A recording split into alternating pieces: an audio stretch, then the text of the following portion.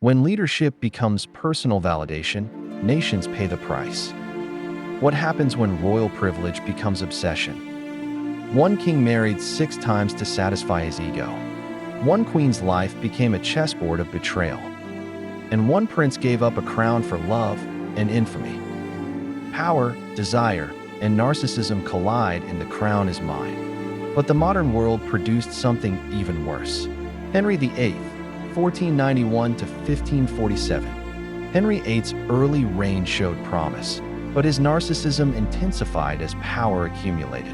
Handsome, athletic, and intelligent, Henry developed an inflated sense of entitlement reinforced by the privileges of absolute monarchy. When challenged by the Catholic Church over his desire for a male heir, Henry responded not with negotiation but domination, severing England from Rome and positioning himself as supreme religious authority.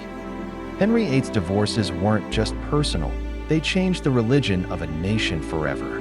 This consolidation of power eliminated all meaningful restraint. Henry's inability to tolerate frustration manifested in explosive rage, purges of advisors, and the execution of wives. His marriages became transactional, instruments to affirm virility, legacy, and control. 2 queens were beheaded. Former allies, including Thomas More, were executed for dissent. As Henry aged, injuries, obesity, and chronic illness intensified his paranoia and cruelty. He grew increasingly isolated, feared rather than respected. Despite immense authority, Henry died insecure, suspicious, and preoccupied with how history would judge him. His narcissistic need for validation reshaped England permanently, but at enormous personal and national cost. He ruled absolutely and died profoundly alone. Here comes Mary, Queen of Scots, 1542 to 1587. Mary Stuart was born on December 8, 1542, at Linlithgow Palace in Scotland. Just 6 days before her father's death elevated her to the throne in infancy. Raised in the French court, she acquired refinement, linguistic fluency, and political ambition, ornaments of an already royal temperament.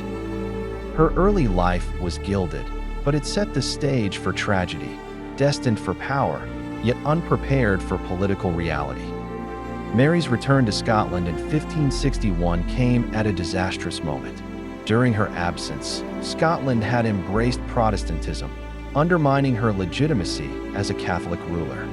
Though she initially pursued religious tolerance and cooperation with Protestant nobles, the political structure she inherited was deeply fractured, dominated by factions loyal to power rather than to monarchy.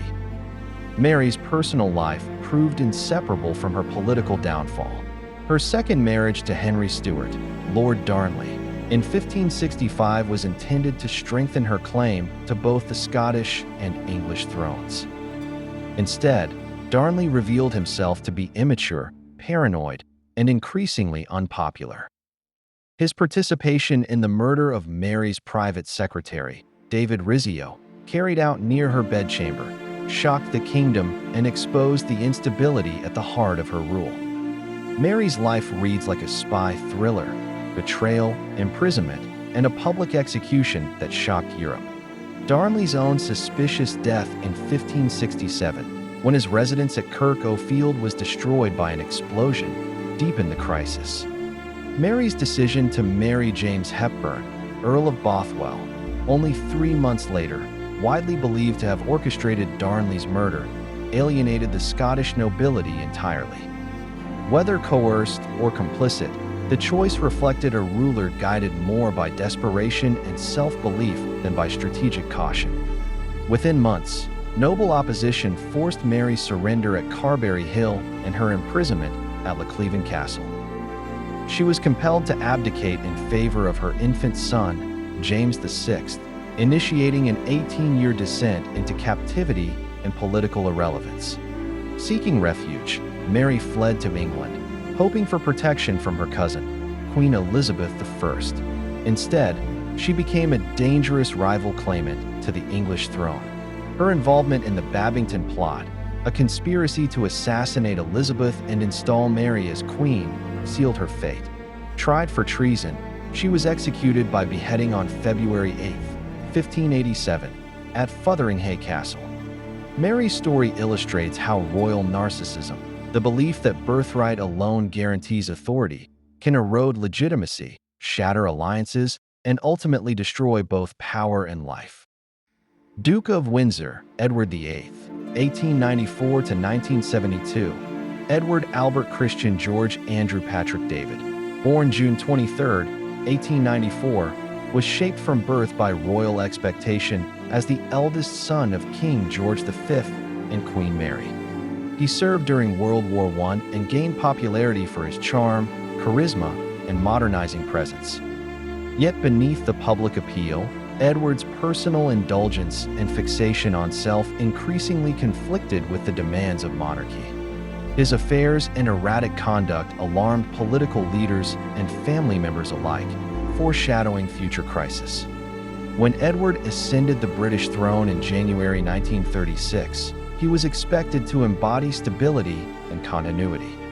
Instead, his determination to marry Wallis Simpson, an American socialite twice divorced, triggered an unprecedented constitutional crisis.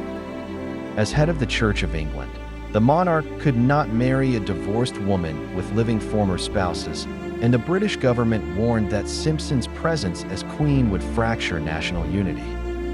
Edward's refusal to subordinate personal desire to duty culminated in abdication.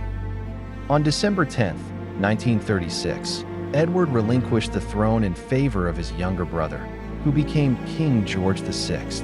His final act as monarch was not one of public service, but of private self-assertion. Granted the title Duke of Windsor, he married Simpson in France in June 1937, a union that satisfied personal longing while severing him from meaningful royal responsibility. Edward VIII gave up a crown for love, but was it ego or true devotion? The answer shocked a nation. Following their marriage, the Windsors embarked on controversial international tours, most notably a 1937 visit to Nazi Germany. Their cordial reception by Adolf Hitler and senior officials provoked widespread concern, fueling speculation about Edward's political sympathies.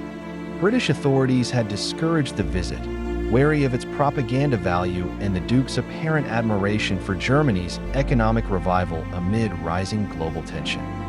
During World War II, Edward held nominal diplomatic and military roles but exercised little influence.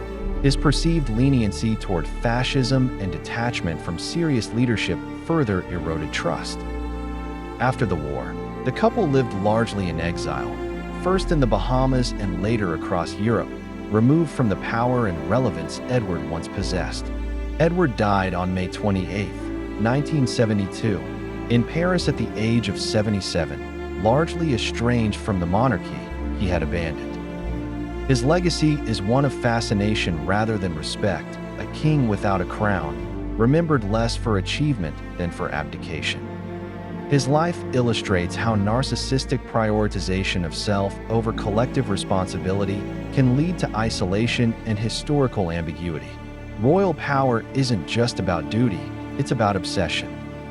Next, we meet leaders who weaponized fear itself.